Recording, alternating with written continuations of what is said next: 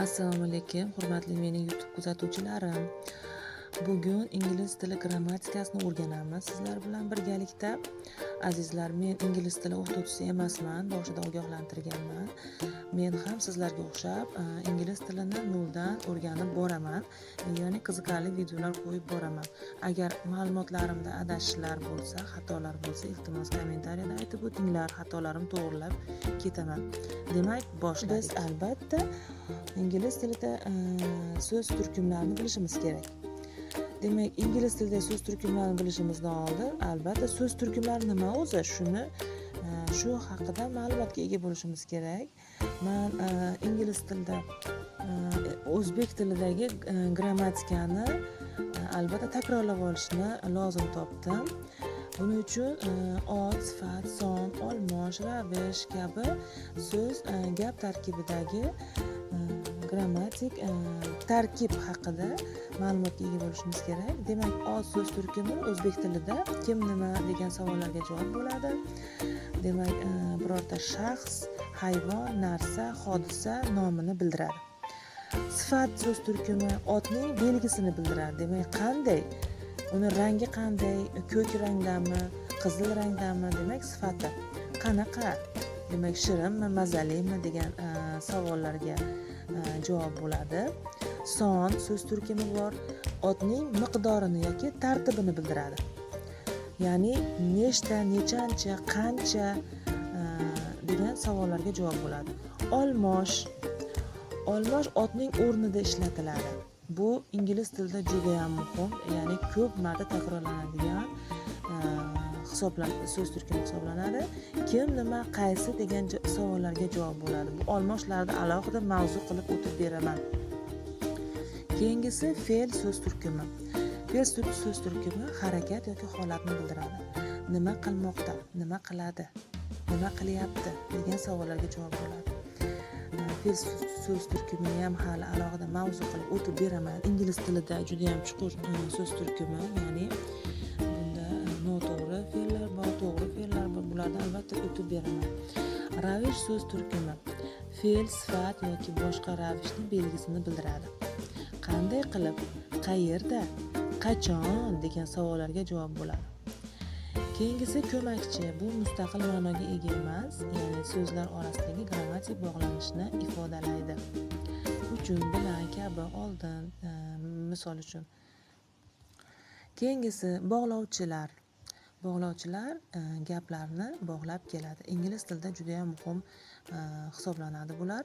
Bu ham mustaqil ma'noga ega emas, ya'ni ikkita katta gaplarni bog'lab beradi. Ma'no jihatdan bir-biriga bog'laydi. Ya'ni yoki, va, ammo, lekin, chunki. Keyingisi undov. Kayfiyat, hissiyot, chaqiriq, buyruq gapga hissiy tus beradi. Voy, voydod, marhamat. Ingliz tilida bular albatta qatnashadi. Taqlid so'zlar bor. Tovushlarni bildiradi. Mustaqil yoki gap bo'lagi bo'lib kelishi mumkin. Demak, ingliz tilida gap tuzish. Demak, o'zbek tilida ega, kesim, to'ldiruvchi, aniqlovchi hol bo'lgani kabi, ingliz tilida ham ega, kesim bor. Ya'ni subject, verb, object, ya'ni subject ega, verb fe'l, object to'ldiruvchi, aniqlovchi hol, ya'ni qo'shimcha tarkib, gapning tarkibi. Demak, subject o'rnida albatta ot so'z turkumidagi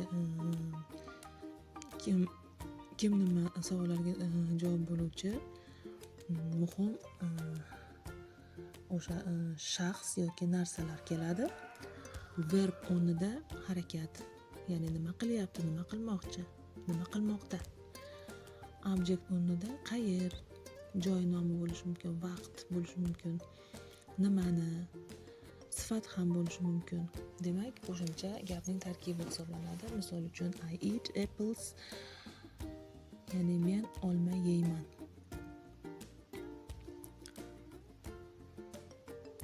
Ayniqsa s qo'shimchasi bor, men hozir unutibman.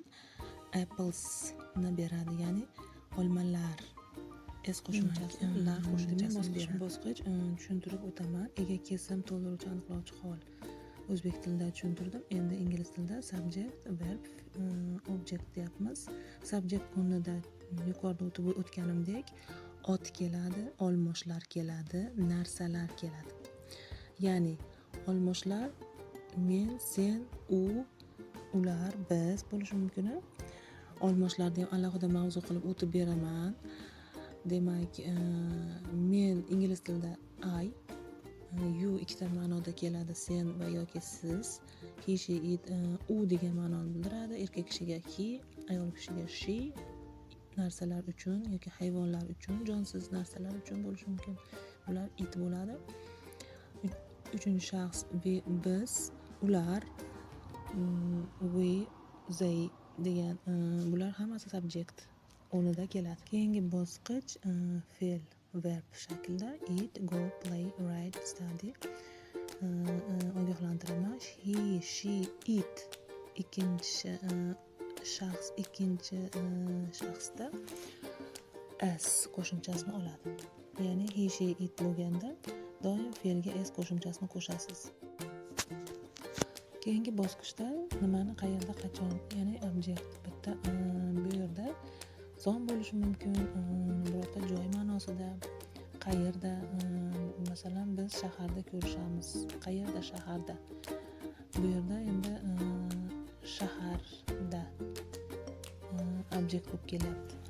Mana misolimni keltirsak, she plays football every day. She bu yerda subject, plays fe'l, ya'ni verb, football every day bu object bo'lib kelyapti.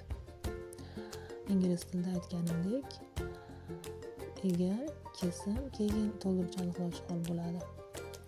Football at school every day in the morning bular hammasi object bo'lib kelyapti. Demak, ingliz tili gap tarkibida vaqt ham keladi. Bular hammasi object hisoblanadi. Azizlarim, shu bilan bugungi o'tilgan mavzuyim yakuniga yetdi. Sizlarni ko'magingizga, qo'llab-quvvatlashingizga juda ham muhtojman. Va menga like bosing, obuna bo'ling. Azizlar, keyingi videoyimni kutib qoling. Yana yangidan qiziqarli, foydali videolar qo'yishga va'da beraman. E'tiboringiz uchun rahmat.